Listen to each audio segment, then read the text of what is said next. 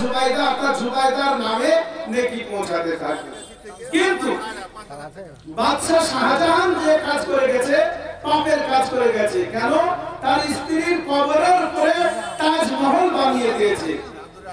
কবরের উপরে কোনো পাকা ঘর নির্মাণ করা যাবে না। তো বাদশাহ শাহজাহান তিনি যে কাজটা করেছেন, এই কাজটা অন্যায় কাজ করে গেছেন, পাপের কাজ করে গেছেন। কেন করে গেলেন? সেই কবরের উপরে কখনোই পাকা কিছু করা যাবে না। আর এদিকে বাদশাহ হারুন রশিদ করে গেলেন নেকির কাজ, এদিকে বাদশাহ শাহজাহান করে গেলেন গুনার কাজ। তো যাই হোক, যে যে কর্ম করবে সে তার ফল পাবে সেই রকমই। তো আল্লাহ রাব্বুল আলামিন সদকা জারিয়ার ব্যাপারে বলেছেন যে ওয়াল লাইসা লিল ইনসানি ইল্লা মা সাআ, মানুষ তাই পায় যেটার জন্য মানুষ মেহনত করে। আপনি যে কাজ করবেন সেই কাজ যদি ভালো মেহনতের সাথে করেন, দেখবেন আপনি তার ফল পাবেন অবশ্যই। আর আল্লাহ রাব্বুল আলামিন সে ফল দেবেন। আর তার আগের আয়াতে সূরা নাজমের ওই যে 39 নম্বর আয়াতের আগে আল্লাহ রাব্বুল আলামিন 38 নম্বর আয়াতে বলেছেন আল্লা তাযিরু ওয়াজিরাতুন বিজরা উখরা, এক অপরের বোঝা কেউ বহন করবে না, নিজের বোঝা নিজেকেই বহন করতে হবে, কেউ কারো বোঝা বহন করবে না। উদাহরণ, আপনারা দুই ভাই, আপনার 5 বিঘে জমি আছে, আপনার ভাইয়েরও 5 বিঘে জমি আছে, দুই ভাই আলাদা হয়ে গেলেন। 10 বিঘে জমি ছিল, আলাদা হয়ে গিয়ে আপনারা ভিন্ন হয়ে গিয়ে আপনারা 5 বিঘে করে ভাগ করে নিলেন। এখন দুই ভাই চাষ করেছেন, ফসল তোলার সময় এক ভাই আরেক ভাইকে বলছে, ভাই তুমি আমার ফসলটা তুলে দিও, বিনা পয়সায়, কোনো পয়সা টয়সা দেবো না, তুমি আমার ফসলটা তুলে দিও। আপনি বিবেকবান মানুষ, আপনি বিবেক দিয়ে বিচার করেন, আপনার ওই ভাই কি আপনার ফসল তুলে দেবে? দেবে না। কেন দেবে না? বলবে আমার জমির ফসল আমি টাইম মতো তুলতে পারছি না, আবার তোমার জমির ফসল আমি কি করে তুলবো? এটাই স্বাভাবিক, এটাই বাস্তব। তাহলে দুনিয়াতে যদি আপনার ভাই আপনার না হয়, তাহলে পরকালে আপনার ভাই কি করে আপনার হবে? হবে না। সেই জন্য সূরা আবাসার ওই আয়াতগুলো পড়েছি, ওগুলো আলোচনা করব ইনশাআল্লাহ। তো আল্লাহ রাব্বুল আলামিন বলছেন মানুষের নিজের বোঝা নিজেকেই বহন করতে হবে। আপনি যেমন কর্ম করবেন তেমন ফল আপনাকেই পেতে হবে, অন্য কেউ আপনার ফল ভোগ করবে। তো আল্লাহ রাব্বুল আলামিন বলছেন যে ইয়াওমা ইয়াফিরুল মারউ মিন আখিহি, কিয়ামতের দিন ভাই ভাইকে দেখে পালিয়ে যাবে। আমি একটু আগে বলছিলাম না, একটা ভাই ভাইকে ডাক্তার বানানোর জন্য, মাস্টার বানানোর জন্য, ইঞ্জিনিয়ার বানানোর জন্য, প্রফেসর বানানোর জন্য, বা তাকে ভালো লয়ার বানানোর জন্য প্রচুর মেহনত করে তাকে টাকা পয়সা তার পিছনে খরচ করলো। তারপরে তার যখন বিয়ে শাদী হয়ে যায়, সেই স্ত্রী পেয়ে ভাইয়ের এই সব উপকারগুলো ভুলে যায়। তাহলে দুনিয়াতে ভুলে যাচ্ছে, তাহলে পরকালে তো অটোমেটিকলি ভুলে যাবে। তারপরে আসুন আল্লাহ রাব্বুল আলামিন তারপর কি বলছেন? ওয়া উম্মিহি ওয়া আবি, নিজের বাপ মা, ওয়া উম্মিহি নিজের মা সন্তানকে দেখে পালাবে। তাহলে এখানে একটা কথা শুনে রাখেন, যে মা সন্তানের জন্য দুনিয়াতে কত কিছু করে, কত কষ্ট করে, কত মেহনত করে, এত মেহনত করার পরেও দেখা যাচ্ছে সেই মাকে সন্তান ভুলে যাবে। আপনার মতো সন্তানকে, আমার মতো সন্তানকে আমার মা 10 মাস 10 দিন পেটে লয়ে কত কষ্ট, উঠা বসা, পেশাব পায়খানা করতে গিয়ে কত কষ্ট পেয়েছে। শুধু তাই নয়, 10 মাস 10 দিন পর যখন দুনিয়াতে আমি ভূমিষ্ঠ হলাম, আপনি ভূমিষ্ঠ হলেন, মায়ের স্তরে মুখ লাগিয়ে দিয়ে মা দুধ পান করায়, বুকের দুধ পান করায়। তারপরে মা খাবার খেতে বসেছে, আমি যখন ছোট ছিলাম আমার মায়ের খাবারের প্লেটে পেশাব করে দিয়েছি, অথবা আপনি আপনার মায়ের প্লেটে পেশাব করে দিয়েছেন। জায়গাটা পেশাব যেখানে পড়েছে সেই খাবারটা বাদ দিয়ে মা পুরো খাবারটাই খেয়ে নিয়েছে, ঘৃণা করেনি, তারপরেও সেই সন্তান বলছে ভুলে যাবে। আসেন এবার মা শুধু তাই নয়, সন্তান পেশাব করে দিয়েছে, সঙ্গে সঙ্গে শীতের দিন কাপড় পরিবর্তন করে দিয়েছে, চেঞ্জ করে দিয়েছে না, আমার সন্তানের কোথায় ঠান্ডা লেগে যাবে, আমার সন্তান ঠান্ডা লেগে গেলে তার কষ্ট হবে, অতএব সন্তানের কাপড়কে তাড়াতাড়ি চেঞ্জ করে দিয়েছে।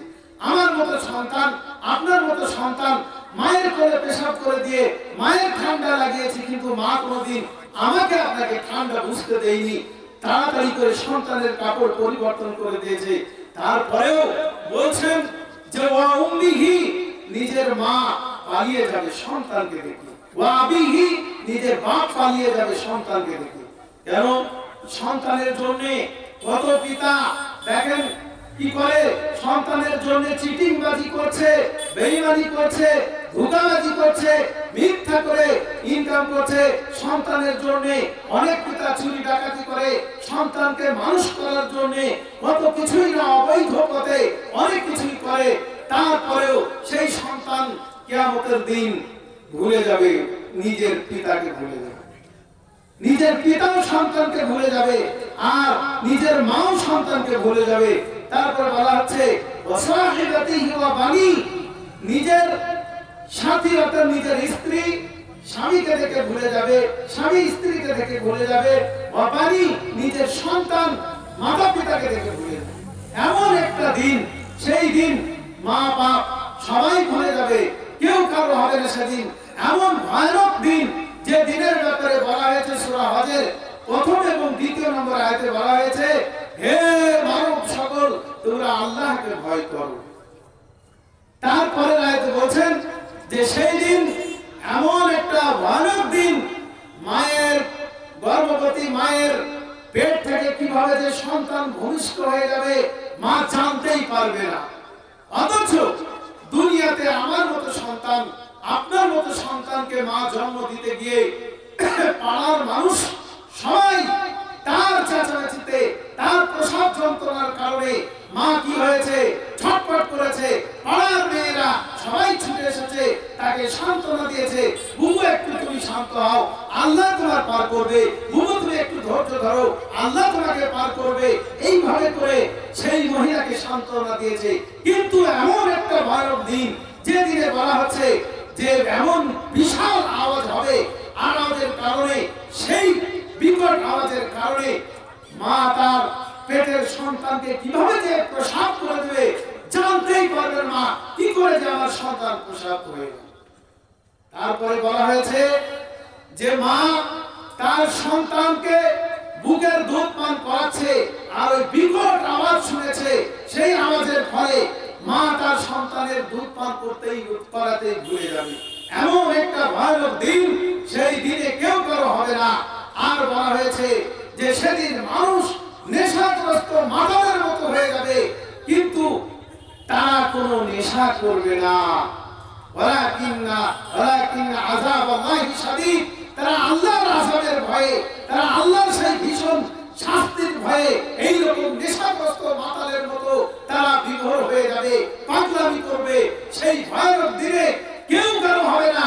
সেই দিনটাতে যদি আপনি রক্ষা পেতে চান, সেই দিনে যদি বাঁচতে চান, তাহলে আপনাকে কিছু গুরুত্বপূর্ণ আলোচনা আপনাকে দেব, কিছু গুরুত্বপূর্ণ উপদেশ দেব।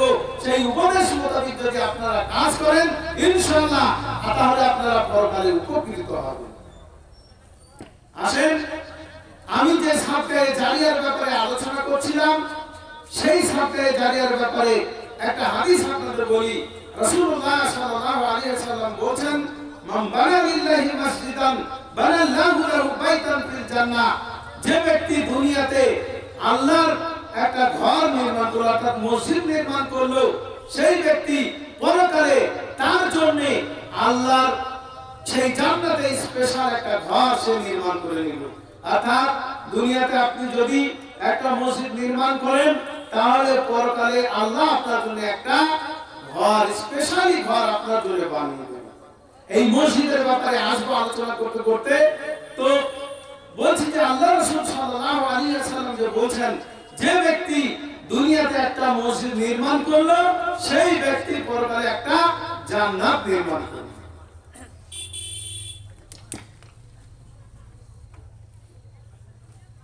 জান্নাতে একটা ঘর নির্মাণ করলো।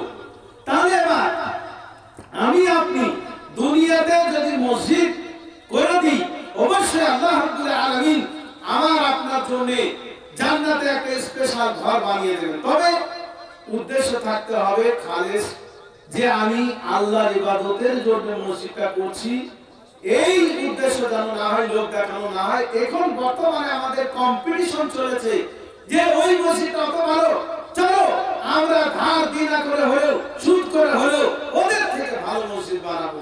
এই কম্পিটিশন আমাদের সমাজে এখন চলছে।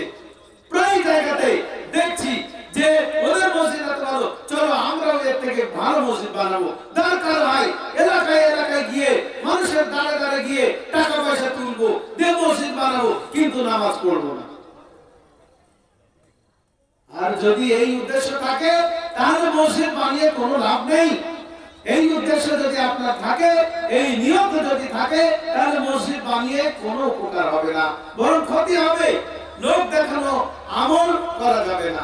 সেজন্য আল্লাহর ঘর মসজিদ যদি এই নিয়তে বানান যে আল্লাহ এখানে একটা মসজিদ দরকার, নামাজিদের অসুবিধা হচ্ছে, নামাজিরা নামাজ পড়বে আর এখান থেকে তারা কোরআন হাদিস শিখবে, এই উদ্দেশ্য যদি আপনারা মসজিদ নির্মাণ করেন তাহলে ঠিক আছে, আলহামদুলিল্লাহ। কিন্তু যদি মনে করেন যে না আমরা এই উদ্দেশ্যে মসজিদ করবো না, তাহলে করবেন না।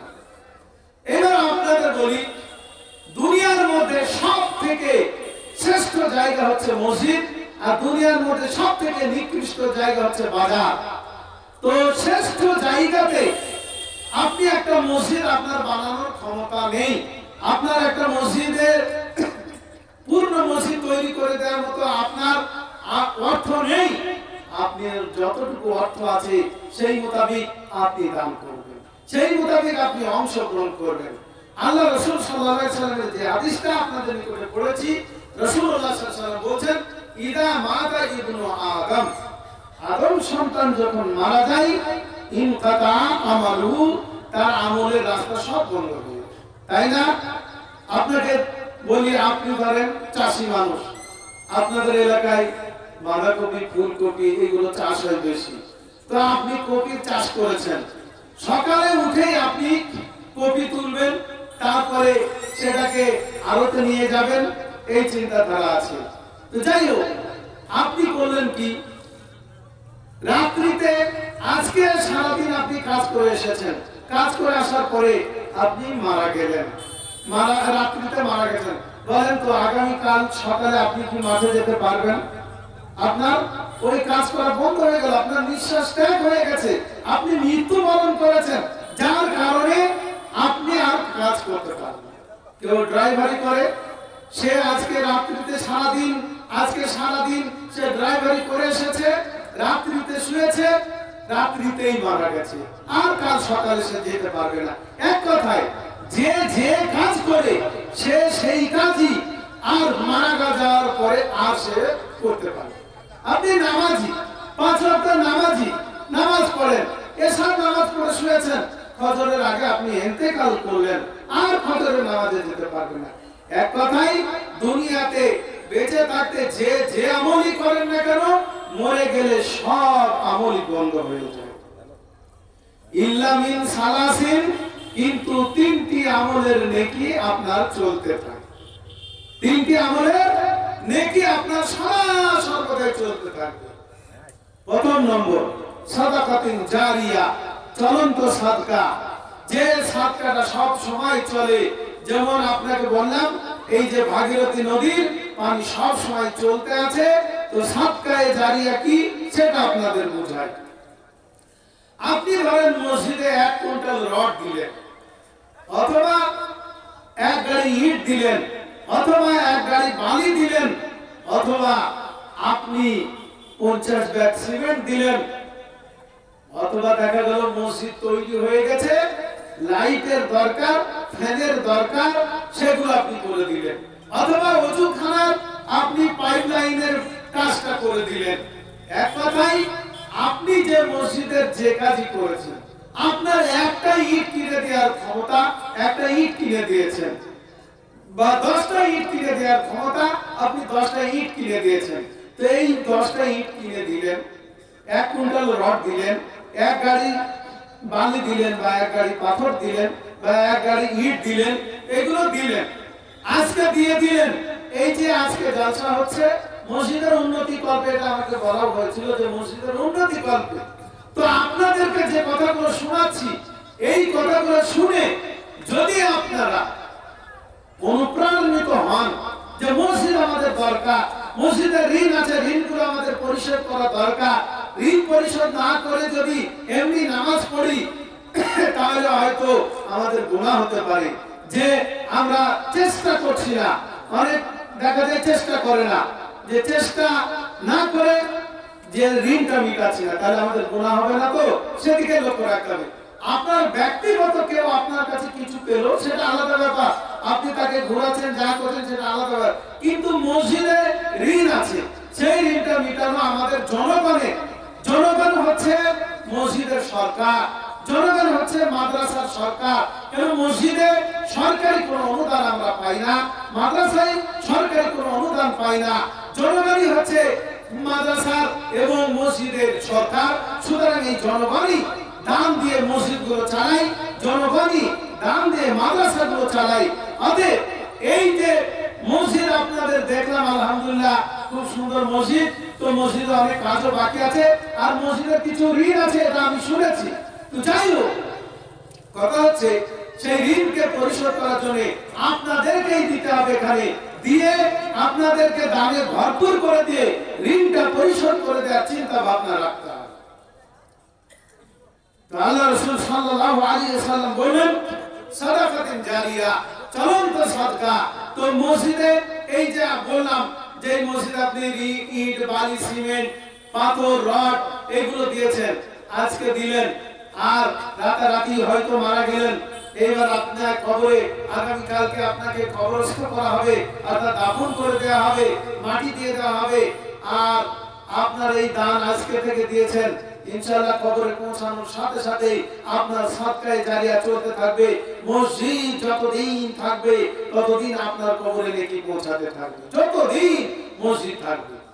আপনার এক ব্যাগ সিমেন্ট দেওয়ার ক্ষমতা ছিল, দিয়েছেন, যতদিন মসজিদে ওই আপনার সিমেন্ট মসজিদে লেগে আছে, বালির সঙ্গে লেগে আছে, অর্থাৎ প্লাস্টারের সঙ্গে, গাছের সঙ্গে লেগে আছে, এই মসজিদ যতদিন থাকবে ততদিন আপনাদের কবরে নেকি পৌঁছাতেই থাকবে, পৌঁছাতেই থাকবে। মসজিদ যদি কিয়ামত পর্যন্ত থাকে তাহলে কিয়ামত পর্যন্তই নেকি পৌঁছাতে থাকবে, নেকি পৌঁছাতেই থাকবে। ঠিক এইভাবে করে মসজিদের যে কাজ করবেন আপনার সেই কাজের জন্যই আপনার যতদিন মসজিদ থাকবে ততদিন আপনার কবরে নেকি পৌঁছাতেই থাকবে, পৌঁছাতেই থাকবে। এটা কার কথা? আমার কথা নয়, স্বয়ং রাসূল আকরাম সাল্লাল্লাহু আলাইহি ওয়াসাল্লামের কথা। তো আল্লাহ রাসূল বললেন যে সাদকায়ে জারিয়া উদাহরণ হচ্ছে এটাই। বা ধরেন মসজিদে আপনি একটা কোরআন কিনে দিয়েছেন, বা মসজিদে একটা বুখারী সেট কিনে দিলেন, বুখারী সেট কিনে দিয়ে আপনাদের এই মসজিদে ইমামতি করছেন ইয়াসিন সাহেব, তো এই বুখারী সেটটা ধরেন খুললো, প্রথম একটা হাদিস যেটা বলা আছে, বুখারীর একটা প্রথম হাদিস আছে কি, ইন্নামা আমালু বিনিয়া, প্রত্যেকটা আমল নির্ভর করে তার নিয়তের উপরে। এই হাদিসটা পড়ে আপনাদের জুম্মার খুতবাতে ধরেন আপনাদের এই মসজিদে 100টা মানুষ জুম্মা পড়তে এসেছে, 100টা মানুষ এই হাদিসটা শুনলো, শোনার পরে দ্বিতীয় সপ্তাহ যেতে না যেতেই 100টা মানুষ এই হাদিসটাকে আপনার প্রত্যেকেই 10 জনকে শোনালো। 100টা মানুষ যদি 10 জন করে শোনায় তাহলে কত হবে? 1000টা হয়ে যাবে। এক সপ্তাহ যেতে না যেতেই 1000টা মানুষ আপনার ওই হাদিস থেকে পড়া যে মানে ইন্নামা আমালু বিনিয়া ইয়াসিন সাহেব বললেন, আর ওই হাদিসটাই আপনারা মুখস্থ করে নিয়ে 10 জন মানুষকে বলতে লাগলেন। তো আপনি 10 জনকে বললেন, আর ওই 10 জন আবার দেখা গেল 100 জনকে বললো। এইভাবে করে চেন সিস্টেম হতেই থাকবে, অর্থাৎ কিয়ামত পর্যন্ত ওই একটা হাদিস কিনে দেওয়ার ফলে কিয়ামত পর্যন্ত ছাত্র তৈরি হতেই থাকবে, হতেই থাকবে, হতেই থাকবে, আর আপনার কবরে নেকি পৌঁছাতেই থাকবে। এটা হচ্ছে সাকে জারিয়ার উদাহরণ। অথবা একটা কোরআন কিনে দিয়েছেন, সেই কোরআন থেকে কোরআন সূরা মুখস্থ করেছেন আপনাদের ইমাম সাহেব, আর সেই সূরাগুলোই আপনারা ইমাম সাহেবের নামাজের সাথে সাথে আপনারাও মনে মনে মুখস্থ করতে থাকলেন। মুখস্থ করতে করতে আপনিও অন্যজনকে কি করলেন, মুখস্থ শোনালেন, তাকেও মানে কোরআন শেখালেন। এই যে একটা কোরআন আপনি দিয়েছেন, এই কোরআন থেকে হাজার হাজার মানুষ শিক্ষা নিল, এইবার কিয়ামত পর্যন্ত চেন সিস্টেম চলতেই থাকলো, আপনার কবরে নেকি পৌঁছাতেই থাকবে, পৌঁছাতেই থাকবে। অতএব এটা হচ্ছে চলন্ত সাদকার উদাহরণ। আর যে সাদকা চলে না, যে সাদকা জারি থাকে না, সে সাদকার ব্যাপারে একটা উদাহরণ নেই। ধরেন আপনার বাড়িতে একটা মানুষ মরলো, আপনার ভাই অথবা আপনার আব্বা বা আপনার মা বা আপনার কোনো আত্মীয় মরলো, আপনি করলেন কি, যে আমি আমার এই চাচা মরেছে বা আমার আব্বা মরেছে, আমি 10টা ফকিরকে ডেকে নিয়ে এসে খাওয়াবো। 10টা ফকিরকে আপনি দাওয়াত করে খাওয়াবেন।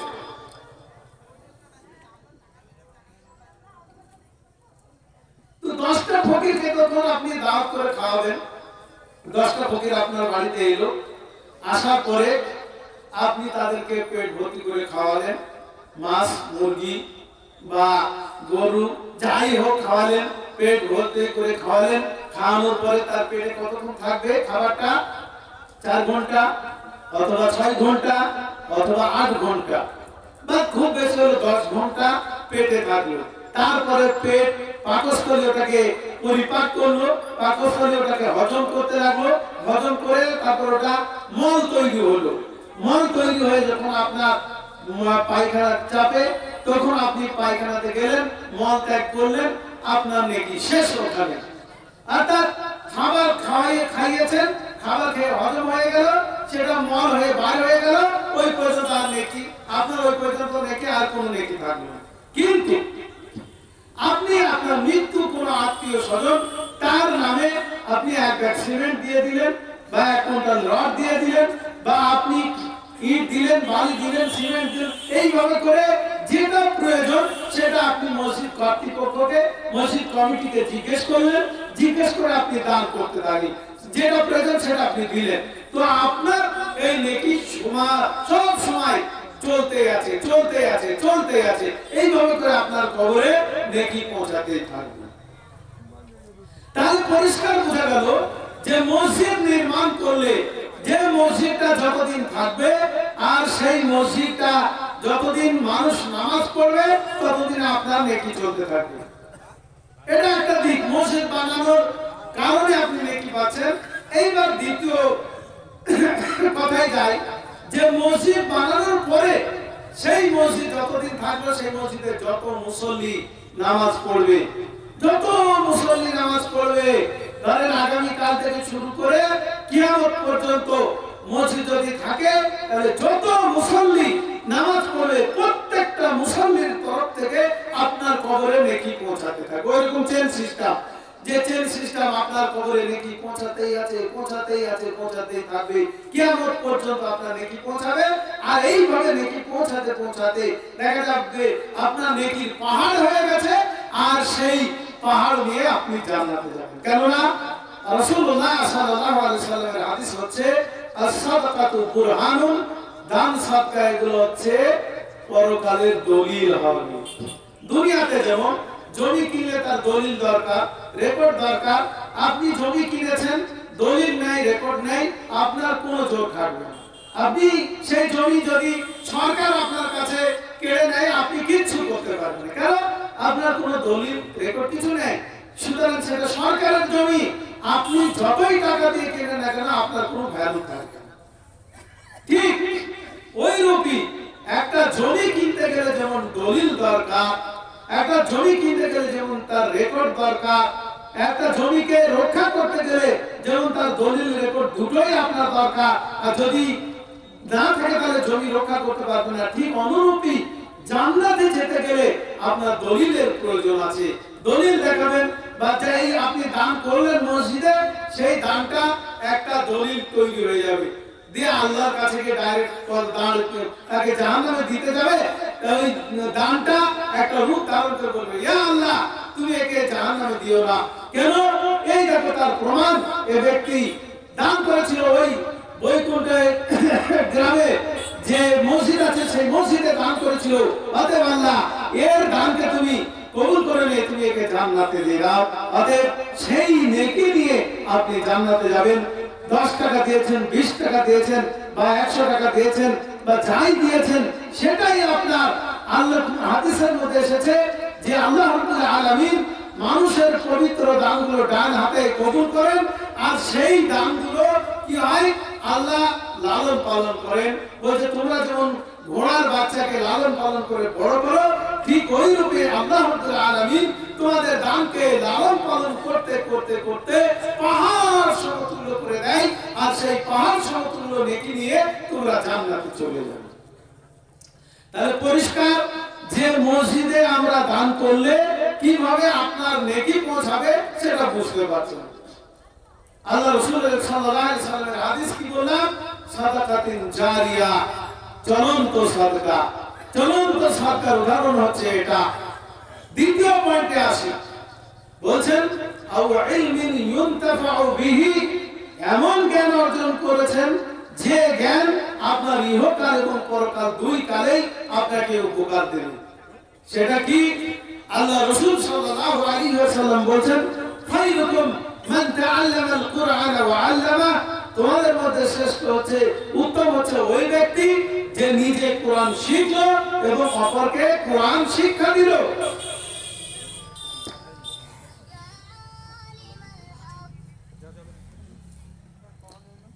নিজে কোরআন শিখলো এবং অপরকে শিক্ষা দিল। তাহলে আপনাকে এমন জ্ঞান অর্জন করতে হবে, আপনাকে এমন জ্ঞান অর্জন করতে হবে যে জ্ঞান ইহকাল এবং পরকালে উপকার দেয়। যে জ্ঞান দাঁড়িয়ে পেশাব করা শিখায় সে জ্ঞান নয়।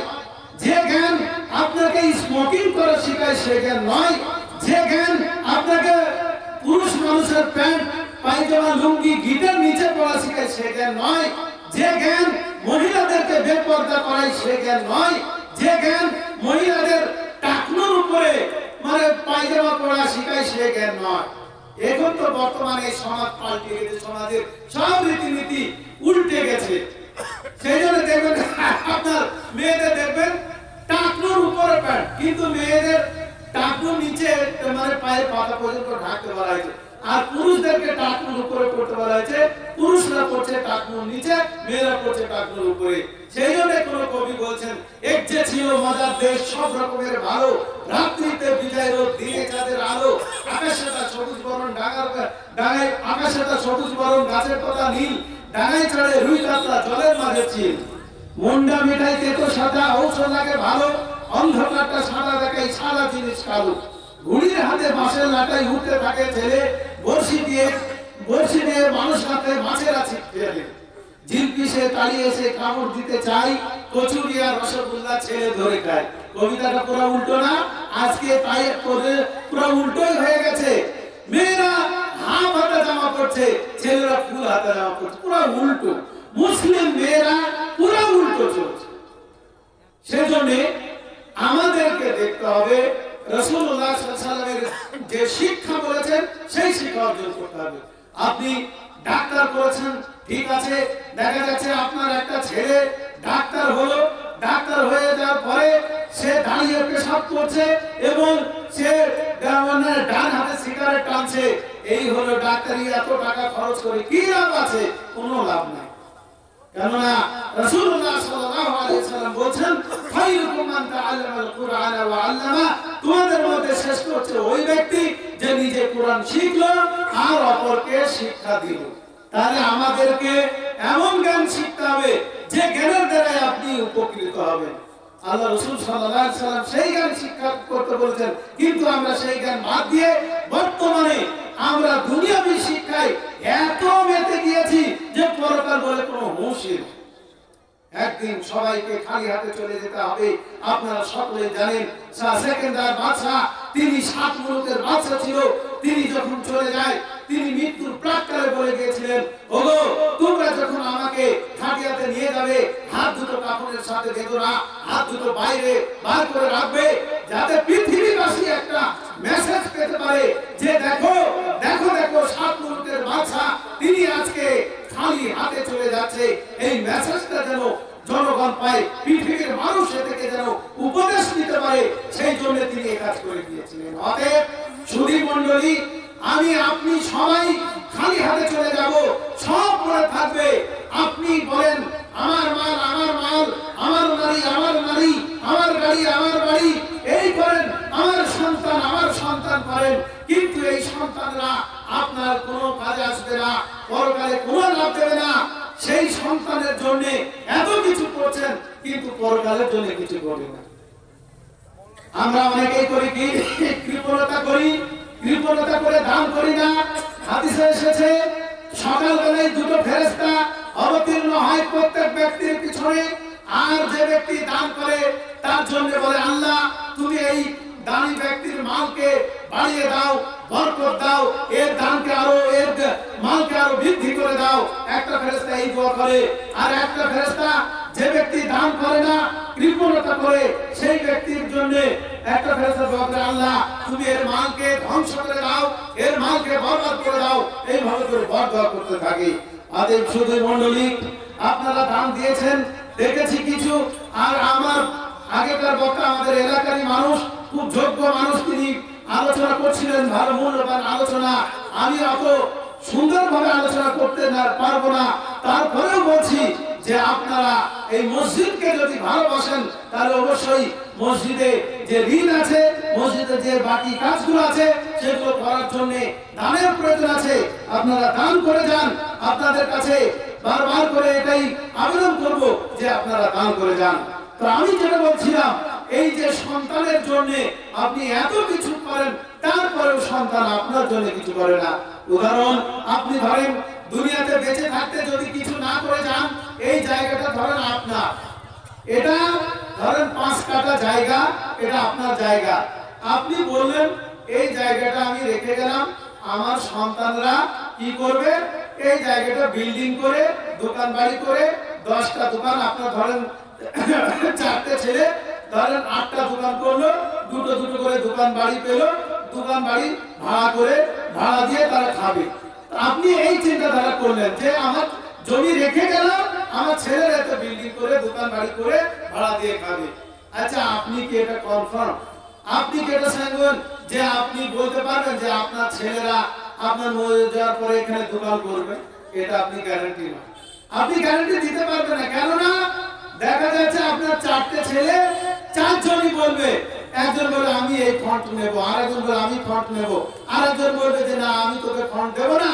এইভাবে করে সবাই ফন্ট চাইবে।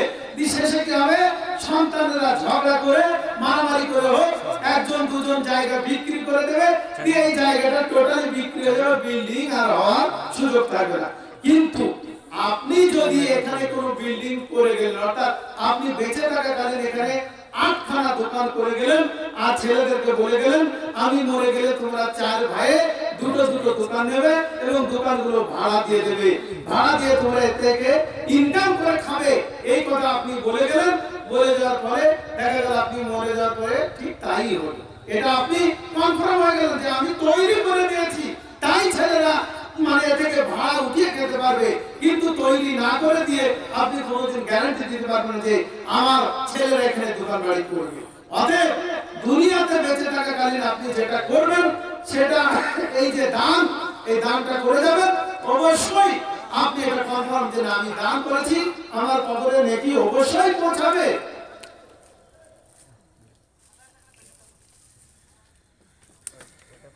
যে আমার কবরে অবশ্যই নেকি পৌঁছাবে, এটা আপনি কনফার্ম হয়ে গেলেন। কিন্তু সন্তানরা তাদের জন্য আপনি করলেন না, তারা এটা করবে, এটা কোন গ্যারান্টি আপনি দিতে পারলেন না। তো সেই জন্য আপনি বেঁচে থাকাকালীন যে জিনিসটা করবেন সেটা আপনার জন্যই থাকবে, সেটা আপনিই পাবেন। অর্থাৎ পরকালের জন্য যে আপনি মেহনত করবেন, পরকালের জন্য যে আপনি দান খায়রাত করবেন, সেটা আপনার থেকে। তো দ্বিতীয় পয়েন্টে বলছিলাম আও ইলমিন ইউনতাফা ইয়ানফাউ বিহি, এমন জ্ঞান যে জ্ঞানের দ্বারাই ইহকাল পরকাল দুই কালই উপকার পাবেন। আপনি জ্ঞান অর্জন করেছেন, জ্ঞান অর্জন করে অনেককে কোরআন শিক্ষা দিলেন। এই মসজিদেই ধরেন আপনি 10 জনকে কোরআন শিক্ষা দিলেন, তারাও কোরআন শিখতে লাগলো। আর এই কোরআন শিখতে শিখতে বলা হচ্ছে আপনি মারা যাবেন, কিন্তু আপনার ছাত্র থেকে গেল। এই ছাত্ররা ধীরে ধীরে চেন সিস্টেম হতে হতে কিয়ামত পর্যন্ত তারা ছাত্র তৈরি হতে থাকলো। আর প্রত্যেক ছাত্রের তরফ থেকে আপনার কবরে একটা একটা করে নেকি পৌঁছাতে থাকবে। সেই জন্য আপনি এমন জ্ঞান অর্জন করেন যে জ্ঞানটা আপনার কি হবে, ইহকাল পরকাল দুই কালই লাগবে।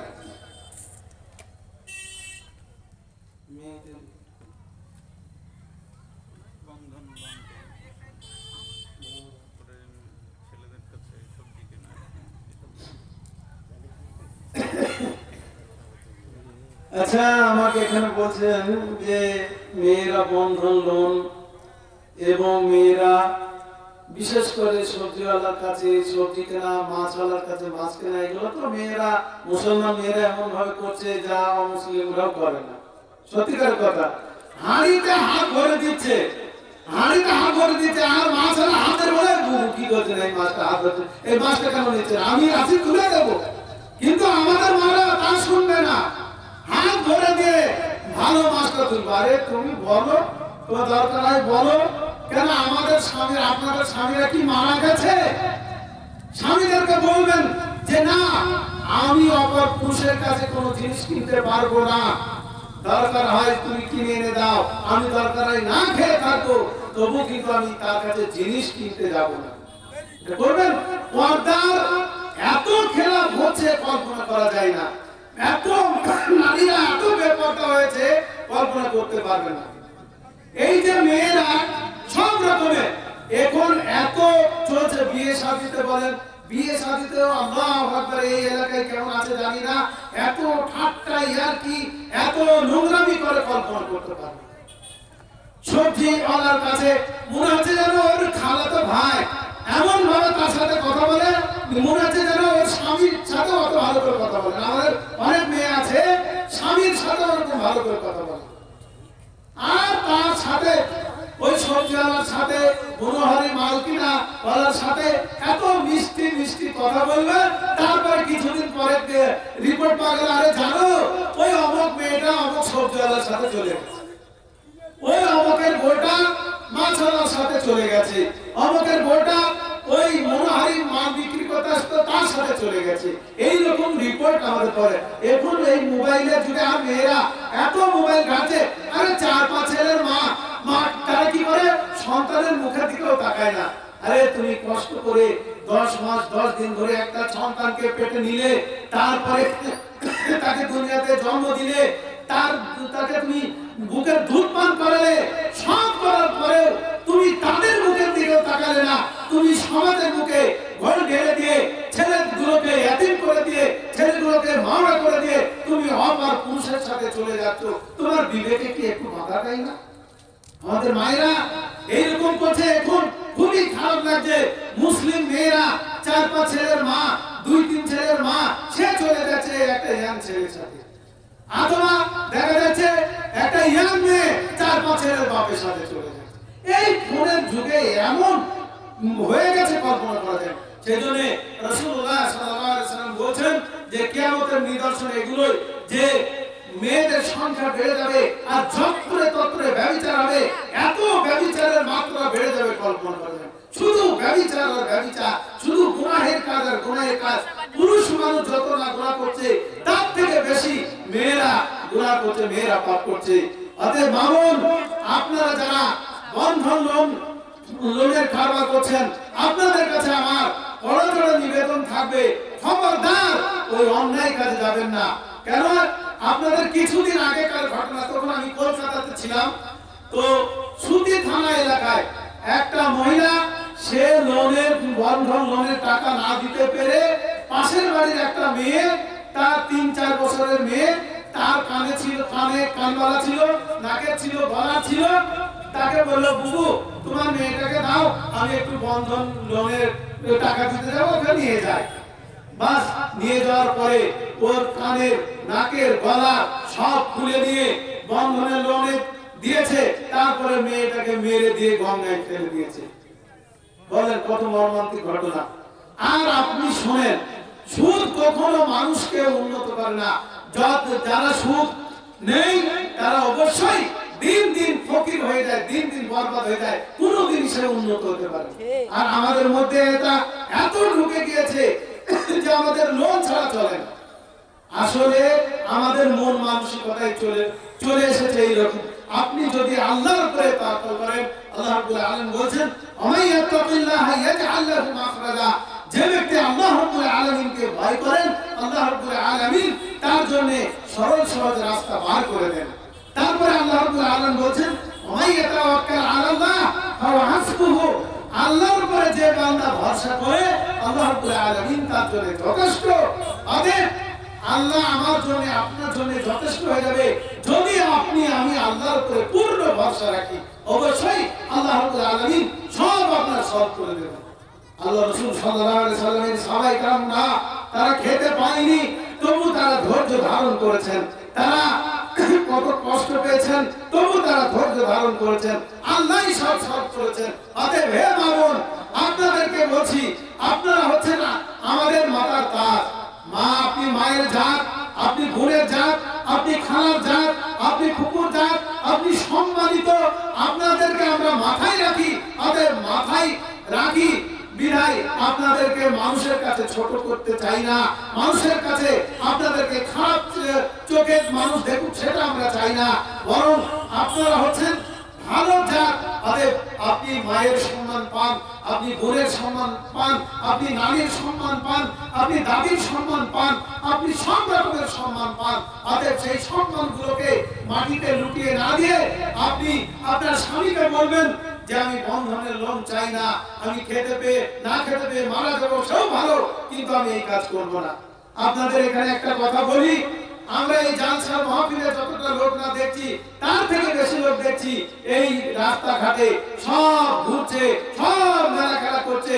সেই জন্য শহরের মানুষ বলে, আরে আপনাদের গ্রামগঞ্জে তো মেলা হয়, জালসা তো হয় না, মেলা হয়।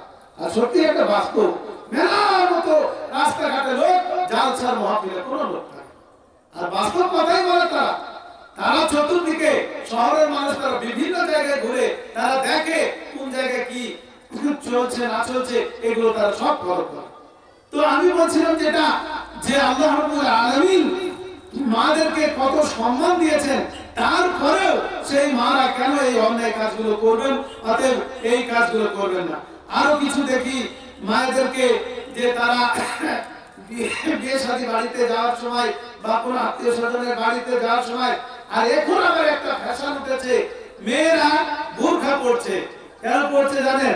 অনেক মেয়ে বোরকা পড়ছে এই কারণে, যাতে পাড়ার লোককে ধোঁকা দেওয়া যায়। পাড়ার লোককে ধোঁকা দিয়ে বাইরে পার্কে গিয়ে তার বয়ফ্রেন্ড নিয়ে আড্ডা দেয়, তার মানে পুরুষের সাথে মস্তি করে বেড়ায়। এখানে গ্রামের লোককে, পাড়ার লোককে ফাঁকি দিয়ে।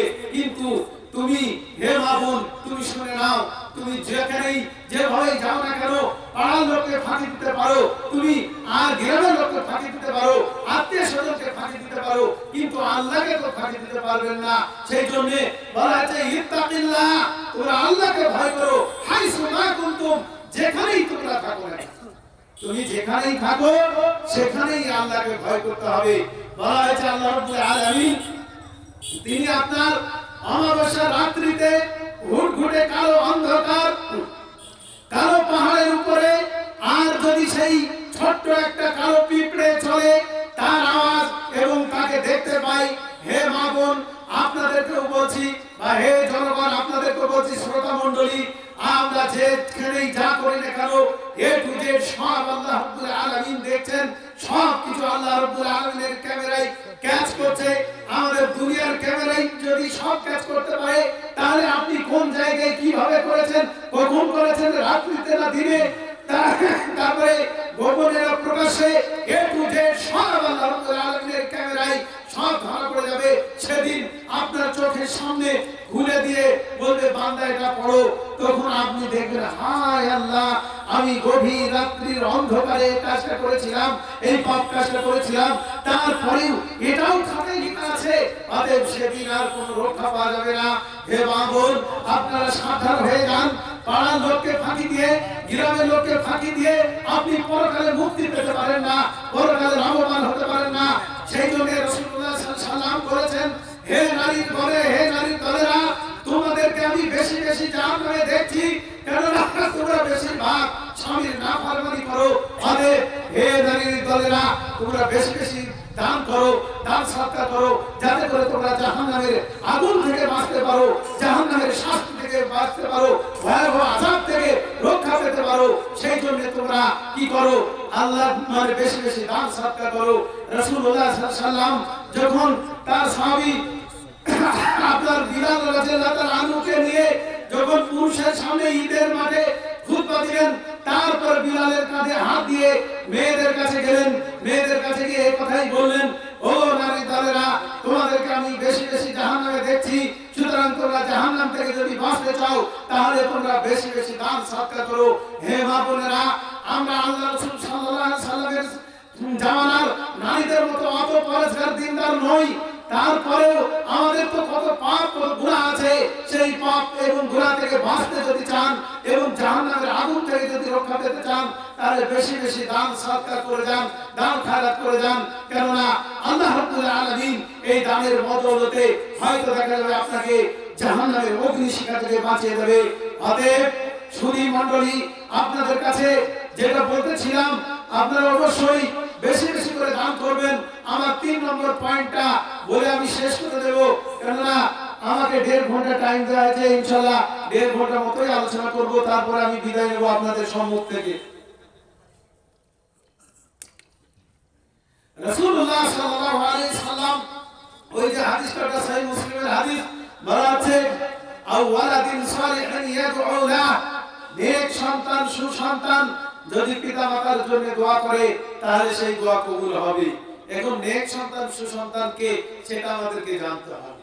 নেক সন্তান হচ্ছে ওই যে পিতামাতার অবাধ্য হয় না, পিতামাতার কথা মোতাবেক চলে, 5 ওয়াক্ত সালাত আদায় করে, নামাজ রোজা সঠিক নিয়ম মোতাবেক করে, ইসলামিক বিধান মোতাবেক চলে, সেটাই হচ্ছে নেক সন্তান। আর নেক সন্তান ওটা নয় যে বেনামাজি, যে নামাজের ধার ধারে না, আর সেই সন্তান যদি দোয়া করে কিছুই লাভ হয় না। আমাদের সমাজে যেমন অনেক জায়গায় আছে, মানুষ মারা গেলে কি করা হয়, 10 দিনে হোক, 40 দিনে হোক বা 4-5 দিনে হোক, মানুষকে দাওয়াত করে, হাফেজদেরকে দাওয়াত করে নিয়ে এসে খাইয়ে দোয়া করে নেয়, যাতে করে তার বাপ তার মা মানে কবরে রেহাই পেয়ে। না, কখনোই হতে পারে না, কখনোই হতে পারে না। এক অপরের বোঝা কেউ বহন করবে না। বলেছিলাম আল্লাহ তাসিরু ওয়াসিরাতুন বিসরা উখরা, এক অপরের বোঝা কেউ বহন করবে না, নিজের বোঝা নিজেকেই বহন করতে হবে। আর আপনার ছেলে 2-10টা হাফেজ ভাড়া করে নিয়ে এসে কোরআন খানি করে দিল, মনে করছেন আপনার বাপ জান্নাতে যাবে? না, তা হতে পারে। নিজের ছেলে যদি বেনামাজি হয়, সে যদি দোয়া করে তাই কবুল হবে না, তাহলে অন্য হাফেজ ভাড়া করে নিয়ে এসে কি করে কবুল হতে পারে? হয় না কখনো। তো আল্লাহ রাসূল সাল্লাল্লাহু আলাইহি ওয়াসাল্লাম বলেন, আও ওয়ালাদিন সালিহিন ইয়াদউ লা, নেক সন্তান যে, সুসন্তান যে, সে যদি ইয়াদউ লা, যদি তার দোয়া করে তাহলে কবুল হবে। সেই ছেলে যদি মায়ের কবরে গিয়ে, বাবার কবরে গিয়ে দোয়া করে, রব্বির হামহুমা কামা রব্বায়ানি সগীরা, ও রব্বুল আলামিন, ও প্রভু দয়াময়, আমার পিতামাতা আমাকে যেমন ছোটবেলায় লালন পালন করেছিল, তুমিও কবরে আমার পিতামাতাকে কবরে ওইভাবে করে লালন পালন করো। বলা হচ্ছে সন্তান যদি দোয়া করে, দেখা যাবে সেই সন্তানের দোয়ার বদৌলতে, সেই সন্তানের দোয়ার কারণে দেখা যাবে তার কবরকে প্রশস্ত করে দেওয়া হবে, তার কবরে জান্নাতি বিছানা বিছিয়ে দেওয়া হবে, তাকে জান্নাতি পোশাক পরিধান করে দেওয়া হবে, তার কবরে জান্নাত থেকে হাওয়া আসবে, জান্নাতের সুঘ্রাণ আসবে এবং কবরকে বিশাল প্রশস্ত করে দেওয়া হবে। বলেছে যত দূর তার চোখের নজর যাবে তত দূর পর্যন্ত তার কবরকে প্রশস্ত করে দেওয়া হবে। কিন্তু যে ব্যক্তি নিজেও পাপী, সন্তানও পাপী, সেই সন্তানের দোয়াও কাজে লাগবে না, আর সেই ব্যক্তির কবরকে ছোট করে দেওয়া হবে, তার কবরে ডানের হাড় বাম দিকে যাবে আর বামের হাড় ডান দিকে যাবে, এইভাবে করে তাকে চেপে ধরা হবে। আর এইভাবে করে চেপে ধরার কারণে তার শরীর চূর্ণ বিচূর্ণ হয়ে যাবে। বলা হচ্ছে সেই কবরে এমন একটা ফেরেশতা দেওয়া হবে যে ফেরেশতা আপনার অন্ধ হবে, মুখে বলতে পারবে না, আর তাকে একটা হাতুড়ি দেওয়া হবে, বলা হচ্ছে সেই হাতুড়িতে যদি পাথরকে মারা হয়, পাথর এই পাহাড়কে মারা হয়, পাহাড় চূর্ণ বিচূর্ণ হয়ে মাটির সাথে মিশে যাবে। ঠিক অনুরূপ ওই কবরবাসীকে যে ব্যক্তি প্রশ্নের উত্তর দিতে পারবে না, তাকে কি করা হবে? ওই হাতুড়ি দিয়ে মারা হবে, আর সে মাটির সাথে মিশে যাবে। আবার তাকে পুনরায় জীবিত করা হবে, আবার তাকে মারা হবে। এইভাবে করে তার কবরে শাস্তি চলতেই থাকবে, আযাব চলতেই থাকবে। অতএব সুধী মণ্ডলী, দুনিয়ায় বেঁচে থাকতে কবরের শাস্তি থেকে বাঁচার জন্য দুনিয়াতে দান করে যাবেন। কবরের শাস্তি থেকে রক্ষা পেতে হলে দুনিয়াতে এই মসজিদ মাদ্রাসাগুলোকে আপনাদেরকে সহযোগিতা করতে হবে। পরকালে কিয়ামতের দিন, যেদিন আল্লাহর আরশের ছায়া ছাড়া আর কোনো ছায়া থাকবে না, সেই ছায়া যদি পেতে চান তাহলে দুনিয়াতে আপনি ডান হাতে দান করবেন যাতে বাম হাতে না জানতে পারে, বা দুনিয়াতে মসজিদগুলোতে আপনি দান করে যাবেন, মাদ্রাসায় দান করবেন, তাহলে অবশ্যই দেখা যাবে আপনি আল্লাহর আরশের সেই ছায়া পাবেন। যেদিন বলা হয়েছে সূর্য মাথা থেকে 1 মাইল দূরে থাকবে, এই দুনিয়ার থেকে কোটি কোটি মাইল দূরে সূর্য, সেই সূর্যের তাপ আমরা সহ্য করতে পারি না। আমরা কি করি? প্রচন্ড গরমের সময় মাঠে কাজ করতে পারি না, বাড়ি চলে আসি তাড়াতাড়ি, এবং বাড়ি এসে হয় ফ্যানের নিচে বসি, যাদের এসি আছে তারা এসির নিচে বসে, অর্থাৎ ফাঁকা মাঠে তারা থাকতে পারে না। কিন্তু সেদিন 1 মাইল দূরে সূর্য হবে। বলেন কি বলা হয়েছে? হাদিসের মধ্যে বলা হয়েছে সেদিন মানুষ নিজের পাপ কর্মের ফলে নিজের ঘামে নিজে হাঁটুকু খাবে। বলা হয়েছে কারো গাঁট পর্যন্ত হবে, কারো হাঁটু পর্যন্ত হবে, কারো কোমর পর্যন্ত হবে, কারো গলা পর্যন্ত হবে। স্বয়ং রাসূলুল্লাহ সাল্লাল্লাহু আলাইহি ওয়াসাল্লাম হাত দিয়ে ইশারা করে বললেন কারো ঘামের লাগাম করে দেওয়া হবে। অর্থাৎ সূর্যের এত তাপের কারণে মানুষ নিজের ঘামে নিজেই হাঁটুকু খাবে। অতএব সেই ভয়ানক দিন থেকে রক্ষা পেতে হলে আপনাকে দান করতে হবে। দান এমন একটা জিনিস যে দানটা আপনার কি হবে? দলিল হয়ে যাবে। সেই দলিল নিয়ে আপনি হাসতে হাসতে জান্নাতে যেতে পারবেন। অতএব সুধী মণ্ডলী, আপনাদের কাছে আমার আকুল আবেদন থাকবে, আপনারা এই মসজিদ, যেহেতু মসজিদের উন্নতি কল্পে জালসা দিয়েছেন, অতএব এই মসজিদকে রক্ষা আপনাদেরকেই করতে হবে। এই মসজিদের যত কিছু প্রয়োজন আপনাদেরকে মিটাতে হবে। অন্য দূর থেকে এসে মিটাবে না। হয়তো কেউ আপনাদের মসজিদটা করে দিয়েছে কোন আল্লাহর বান্দা, ঠিক আছে, তাই বলে সব সময় তো তারা দেবে না। ইমামের বেতনও আপনাদেরকে দিতে হবে, মসজিদের আরো অন্যান্য কাজ সেগুলো আপনাকে করতে হবে। অন্য বাইরে থেকে হয়তো একবার দিয়েছে, বারবার হয়তো দেবে না। অতএব সুধী মণ্ডলী, আপনাদের কাছে আমার আকুল আবেদন থাকবে, মসজিদ আল্লাহর ঘর, এবং মসজিদ হচ্ছে পৃথিবীর মধ্যে শ্রেষ্ঠ জায়গা। এখানে আপনি সারা পৃথিবীতে কোথাও শান্তি না পেলেও অন্ততপক্ষে মসজিদে গেলে আপনি আল্লাহর কাছে দরখাস্ত করবেন, আল্লাহর কাছে সাজদায় ডাকবেন আল্লাহকে, আল্লাহর সাথে আপনি কথা বলবেন, আল্লাহ আপনার মনকে শান্তি করে দেবে, আল্লাহ আপনার মনে তৃপ্তি এনে দেবে, আল্লাহ রাব্বুল আলামিন আপনার অশান্তিকে দূর করে দেবে। সুতরাং সুধী মণ্ডলী, আপনাদের কাছে আকুল আবেদন থাকবে, মসজিদ যেমন নির্মাণ করেছেন মসজিদে আপনারা নামাজও পড়বেন, 5 ওয়াক্তের নামাজ পড়বেন। এই নয় যে মসজিদ বানিয়ে দিলাম আর ইমাম আর মুয়াজ্জিন এরাই ছাড়া আমরা যাব না, তাহলে কিন্তু হবে না। এই মসজিদের প্রত্যেকটা ইট, প্রত্যেকটা সিমেন্ট, প্রত্যেকটা বালি সব কিছুই আপনার বিরুদ্ধে আল্লাহ রাব্বুল আলামিনের কাছে নালিশ জানাবে। আল্লাহ, এই ব্যক্তিরা মসজিদ তৈরি করেছিল, কিন্তু মসজিদ তৈরি করার পরে এরা নামাজ পড়তে আসেনি, এরা মসজিদে একদিনও সাজদা করেনি, আল্লাহ তোমাকে একদিনও ডাকেনি। আল্লাহ রাব্বুল আলামিনের কাছে মসজিদই আপনাদের বিরুদ্ধে, আমাদের বিরুদ্ধে কি করবে? আল্লাহ রাব্বুল আলামিনের কাছে মামলা জারি করে দেবে। অতএব আমরা সেদিন যদি রক্ষা পেতে চাই তাহলে অবশ্যই মসজিদের সাথে আমাদের সম্পর্ক রাখতে হবে। রাসূলুল্লাহ সাল্লাল্লাহু আলাইহি ওয়াসাল্লামের হাদিস বলেছে, যে ব্যক্তির হৃদয়টা মসজিদের সঙ্গে লাগানো থাকে, অর্থাৎ জোহরের নামাজ পড়েছে, আবার কখন আসরের আযান দেবে, আসরের নামাজ পড়তে যাব, আবার দেখা যাচ্ছে আসর পড়তে এসেছে, আবার কখন মাগরিবের আযান হবে, মাগরিবে যাব, মাগরিবের সময় হয়ে মাগরিবের নামাজ পড়েছেন, আবার অপেক্ষায় আছেন বাড়ি থেকে, কখন এশায় আযান দেবে, এশায় যাব, এশায় নামাজ পড়েছেন, শুয়ে আছেন, ঘুম ভাঙছে, কখন ফজরের নামাজ আযান দেবে, আমি মসজিদে যাব। তো বলা আছে যে ব্যক্তির হৃদয়টা মসজিদের সঙ্গে লাগানো থাকে সেই ব্যক্তি আল্লাহর আরশের ওই ছায়া অবশ্যই সে পাবে। অতএব সুধী মণ্ডলী, আপনাদের কাছে আকুল আবেদন থাকবে, আপনারা সর্বদাই মসজিদের সঙ্গে সম্পর্ক রাখবেন, ইমাম সাহেবের সাথে ভালো ব্যবহার করবেন, পাড়ার মানুষের সাথে ভালো ব্যবহার করবেন, মুসল্লিদের সাথে ভালো ব্যবহার করবেন, কোনোদিন খারাপ ব্যবহার করবেন না। আলেম ওলামাদের সাথে খারাপ ব্যবহার করবেন না। বর্তমান পরিস্থিতিতে আলেম ওলামাদের পরিস্থিতি খুবই ভয়াবহ, অনেক মানুষ তাদেরকে কদরই করে না। কিন্তু রাসূলুল্লাহ সাল্লাল্লাহু আলাইহি ওয়াসাল্লামের হাদিস বলা আছে যে আলেমদের সম্মান করতে হবে, তাদের আলেমদের সাথে তোমরা দুর্ব্যবহার করো না, কারণ আলেমরা হচ্ছে নবীদের ওয়ারিস, সুতরাং আলেমদের সাথে ভালো ব্যবহার করবেন।